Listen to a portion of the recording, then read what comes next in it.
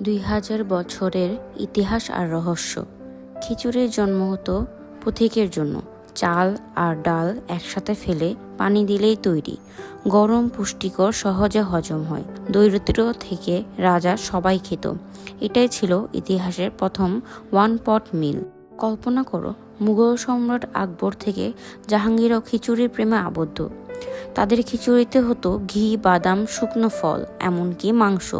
একটি ভুল রান্না থেকে তৈরি হয়েছিল এই স্বাদ, আর সেই ভুল আজ বিশ্বজুড়ে প্রিয় হয়ে গেছে। ব্রিটিশরা এই রেসিপি নিয়ে তৈরি করেছিল ক্যাডবেরি। ডিম, মাছ আর মাখন দিয়ে তারা বানালো ইংল্যান্ডের জনপ্রিয় খাবার।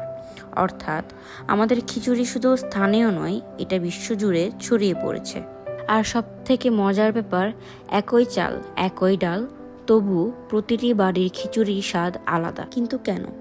কারণ প্রতিটি পরিবার তাদের স্মৃতি, তাদের গল্প আর মায়া মেশায় খিচুড়িতে। বৃষ্টির দিনে খিচুড়ি খাওয়া, অশোকে খাওয়া, এটা শুধু খাবার নয়, অনুভূতির এক চামচ। শোনো আর একটা রহস্য, খিচুড়ি আসলে প্রাচীন ভারতীয়দের সার্ভাইভাল ফুড। যেখানে যাত্রা, অসুখ বা যুদ্ধ, সবসময় খিচুড়ি ছিল ভরসা। আর আজও ভরা প্লেটে খিচুড়ি গন্ধ মনে করে দিয়ে কমফোর্ট ফুডের আসল মানে কি। ভিডিওটি যদি ভালো লাগে লাইক, কমেন্ট, শেয়ার করবেন। Thank you for watching.